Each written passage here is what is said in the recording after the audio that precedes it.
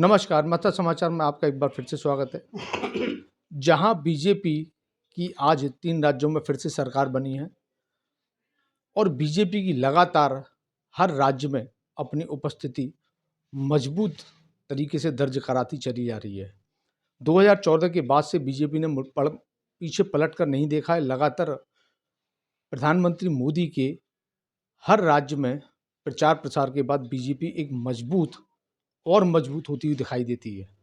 हालांकि 2014 से भी पहले भी बीजेपी चुनाव लड़ती रही है और उन्होंने 2 से लेकर 300 तक का लंबा सफर तय किया है। आज की बीजेपी कैसे बनी, उसके पीछे भी एक बहुत लंबा संघर्ष कह सकते हैं। इस संघर्ष के समय के लोगों को अगर याद किया जाए, पूरे देश में कई सारे ऐसे चेहरे रहे होंगे जिन्होंने कि बीजेपी के लिए संघर्ष किया था। अगर मथुरा की बीजेपी की बात करें तो उसमें एक ऐसे व्यक्तित्व था, एक ऐसा चेहरा था जिसके बारे में आज मैं निश्चित रूप से चर्चा करना चाहूँगा, जिन्होंने कि बीजेपी की उस समय को देखा था जब वो संघर्ष कर रहे थे, जहां एक-एक सीट के लिए बीजेपी लगातार संघर्ष करती थी। चाहे कहें इमरजेंसी के दौर में जेलें काटी हों या बीजेपी को जंक्शन से बीजेपी तक का जो स्तंभ उन्होंने बनाए और जिस तरीके से बीजेपी को ऊंचाइयों तक ले जाने के लिए अपने निस्वार्थ भाव से जो कुछ कर सकते थे, जो कुछ बन सकता था, वो सब किया। साथ के साथ बीजेपी के उस समय के या जनसंघ के उस समय के बड़े-बड़े दिग्गज चेहरे जो कि राष्ट्रीय स्तर पर पहचाने जाते रहे हैं, उन सबके साथ ऐसे दोस्ताना संबंध कह सकते हैं, उनके साथ ऐसा मधुर व्यवहार उनका हमेशा से रहा है। मैं बात कर रहा हूँ मथुरा से एक समय में नगर के अध्यक्ष रहे हरिगुरु बिजली वाले हरप्रसाद चतुर्वेदी, हरिगुरु के नाम से जिनको जाना जाता है। उनको मथुरा की बीजेपी में जब भी चर्चा होती है, उनका नाम लिए बिना वो चर्चा पूरी नहीं हो सकती है। आज बहुत सारी चीज़ें उनके द्वारा मैं और आगे चर्चा को लेके जाऊँगा, तो उसमें आपके सामने रखूँगा कि उन्होंने क्या-क्या योगदान यहाँ मथुरा की बीजेपी के लिए किए, चाहे इमरजेंसी के दौर में जेल जाना रहा हो या किसी यहाँ पे घाटों पे भगवान की मूर्तियाँ स्थापित कराने के लिए रहा हो या दीनदयाल धाम, जो कि आज मेला जब लगता था, उसकी शुरुआत कराने में रहा हो उनका योगदान। बहुत सारी बातें हैं जो लगातार बीजेपी के लिए उन्होंने किया। उनके सुपुत्र, द्वितीय सुपुत्र श्यामू चतुर्वेदी आज हमारे साथ मौजूद हैं, ब्रजेंद्रनाथ एडवोकेट, जो कि लगातार मथुरा बीजेपी में आज भी एक्टिव हैं।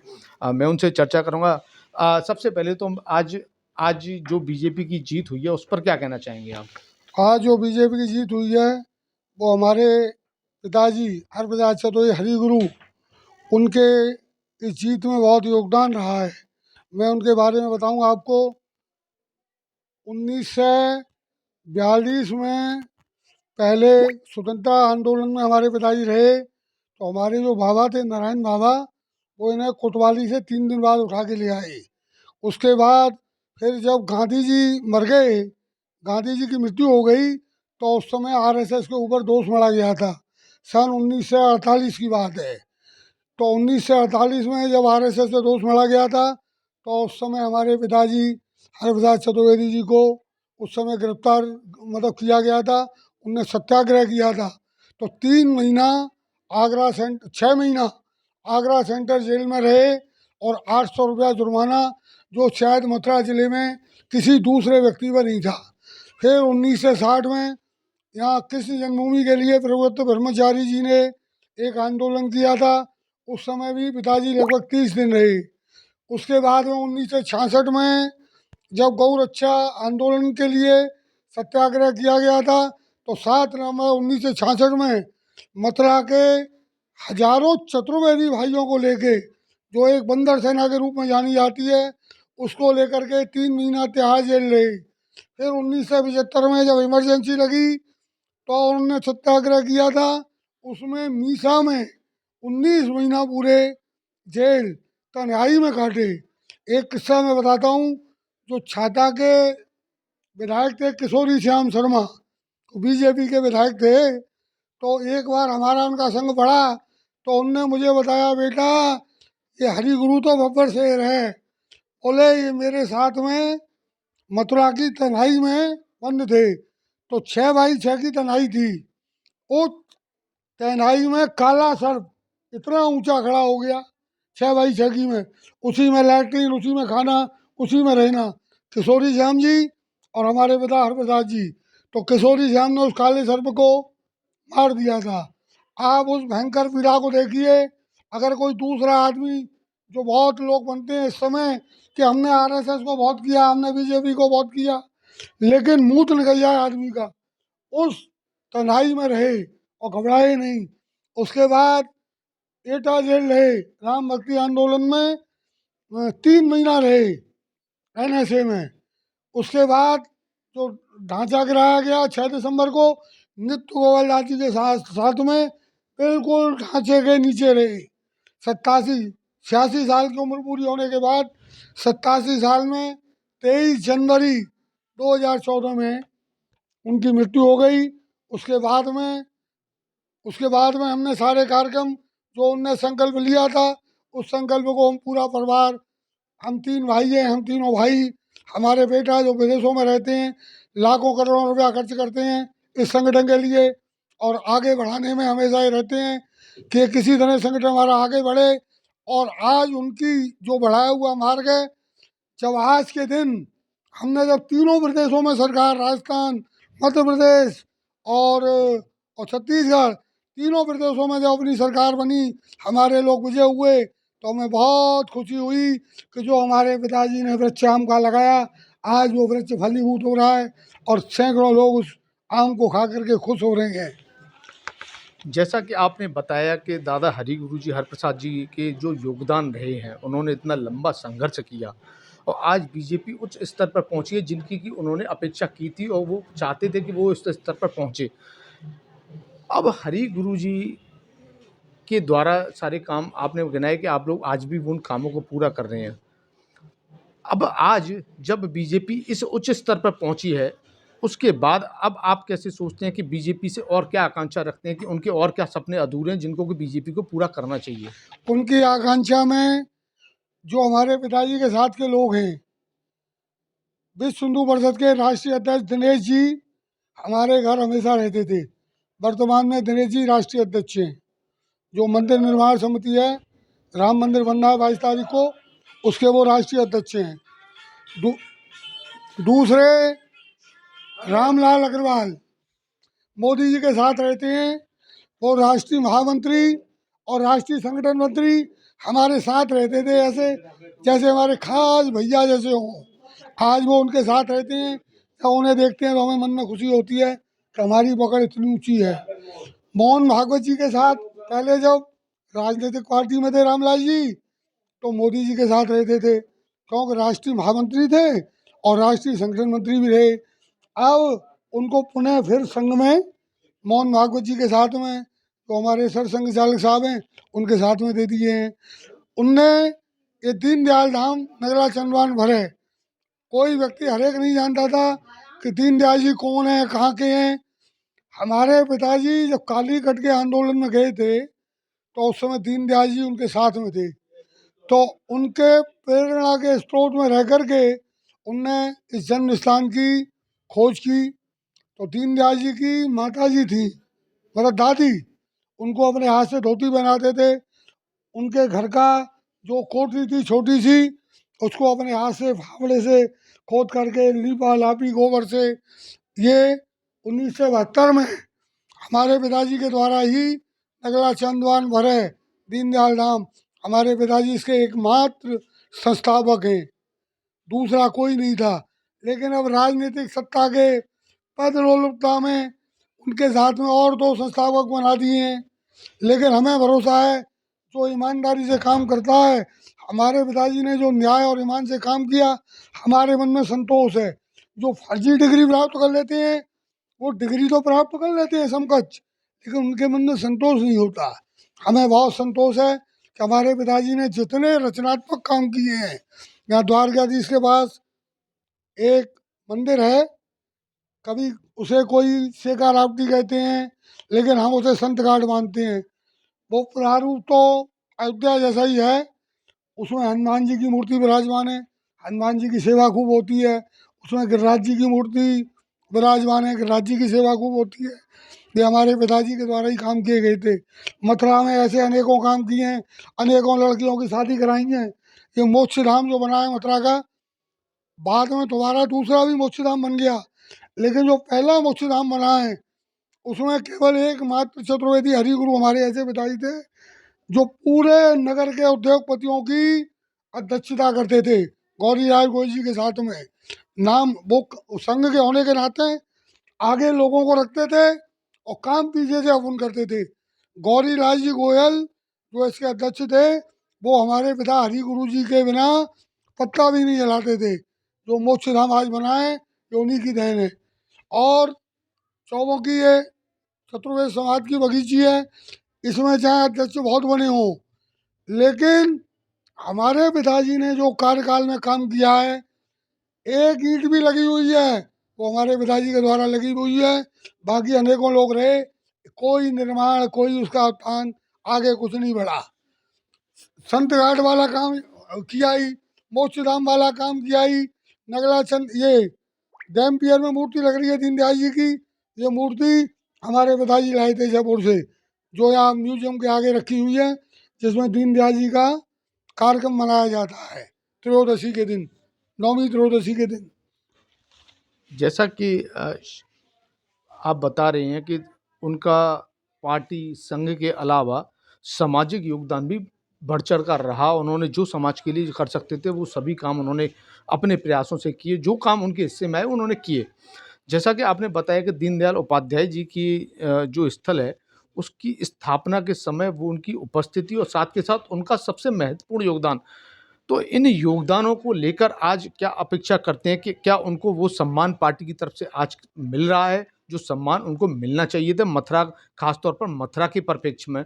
क्या आपको लगता है कि पार्टी को कुछ और भी उनके नाम पर, जैसे कि एक पार्क, अभी हाल ही में एक पार्क का नाम हरि गुरु के नाम पर किया गया है, क्या लगता है कि कुछ ऐसे भी और भी काम होने चाहिए जो कि उनकी जिस तरह से उन्होंने काम किया उनके नाम पर कुछ और भी चीज़ें होनी चाहिए? सचिन जी, मैं इसमें इंटरप्ट करूंगा हाँ। आपको। बाबा का सिस्टम ये था कि बाबा को काम करके छोड़ने की आदत थी। उनको ये पसंद नहीं था कि यार मेरा कोई नाम इसमें डाला है या नहीं डाला है। वो मतलब उनको काम करना था, बिल्कुल साइलेंट काम करना था, तो वो इस चीज़ की आकांक्षा नहीं करते थे। तो मैं मतलब जो पार्टी अगर करे, पार्टी ने जो किया वो सही किया, और वो इस चीज़ के आकांक्षित नहीं थे, तो मैं इस चीज़ में मतलब आगे एक्सपेक्ट किसी चीज़ें नहीं करता हूँ। वैसे मुझे थोड़ा दुख है क्या वो सत्ता के मत में परिवर्तन तो आ जाता है। जो पुराने लोग थे वो अधिकांश तो उनकी संगत के लोग गए, अब पार्टी में नए नए लोग जुड़े हैं, अब वो सब सत्ता के साथ जुड़ते हैं। जो पद लो लोग, आर्थिक समस्या में धन पैदा करने वाले दो नंबर के लोग जुड़ जाते हैं, वो जुड़ा करो। लेकिन जो संघ ने हमें उपदेश दिया है कि मंच बनाते हमें, लेकिन मंच में दूसरा चेहरा बनाते हैं। हम जाते हैं तो सबसे पीछे बैठते हैं।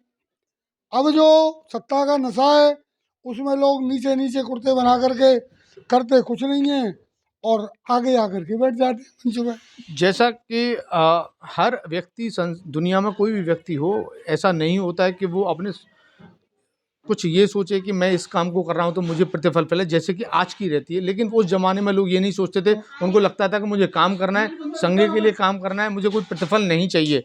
लेकिन आज जो देखा जा रहा है कि जब कोई पार्टी जीतती है तो बहुत सारे अन्य पार्टियों के लोग भी उसमें आ जाते हैं और वो पद भी पा जाते हैं, सत्ता भी पा जाते हैं, सब तरीके के लाभ ले जाते हैं। लेकिन दुख तब ज़रूर हो जाता होगा उन लोगों को जो कि इस नींव में जुड़े रहे हैं और उन लोगों ने संघर्ष किया है और उनकी उपेक्षा होती है। तो अगर इस उपेक्षा से आपको भी कुछ लगता होगा कि नहीं, कि कुछ तो परिवर्तन, कुछ तो सम्मान मिलना चाहिए? नहीं, हमें ऐसा कोई दुख नहीं होता, क्योंकि मैं 68 साल का हो गया, करीब संघ आयु मेरी 65 साल की है। मतलब 3 साल की उम्र से मैं संघ का स्वयं सेवक हूँ। तो वहाँ ये दिखाते हैं काम करो, प्रतिफल की आशा मत रखो। हमें कोई दुख नहीं होता। हम अपने जो किए हुए कार्य हैं उनको देख के बहुत प्रसन्न होते हैं। अपने पिताजी का नाम किसी भी कौम का मथुरा जिले में अगर आदमी होगा तो वो हरि गुरु के नाम को जानता होगा। आज तक मेरी 68 साल की उम्र में मैंने कभी किसी का ऐसा जुलूस नहीं देखा। सैकड़ों एमपी आए, सैकड़ों एमएलए आए, मेंबर आए। जब हमारे पिताजी मीसा में बंद थे तो सारे लोग बीजेपी के आरएसएस के 20 सूत्री कार्यक्रम का समर्थन करके और पैरोल करा के चले आए। और हमारे उस जमाने में हमारे पिताजी के चेला थे एमएलए रामबाबू मिश्रा जी, कुंदन लाल जी हमारे खाको थे, वो शहर के अध्यक्ष थे कांग्रेस के। उनने कही भाई हरी की बुद्धि को क्या हो गया है, सब लोग चले आए। जेलर हमारे घर पे आके कहता था अपने पिताजी को समझाओ, सब लोग गए, पूरी बैरिक खाली हो गई, अकेले रह गए हैं, अरे ये क्यों पैरोल नहीं कराते हैं। उनने जेल से चिट्ठी लिखी कि कुंदन लाल जी हमारे बच्चों को भड़काने की जरूरत नहीं है, और मैं तो निकलूंगा तो या तो मेरी लाश निकलेगी, और निकलूंगा तो कभी सम्मान से। किसी को आशा नहीं थी कि इंदिरा गांधी हार सकती है। उसके बाद इंदिरा जी हारी, और हारने के बाद जेल के फाटक खुले और केवल 2 या 3 आदमी छूटे थे।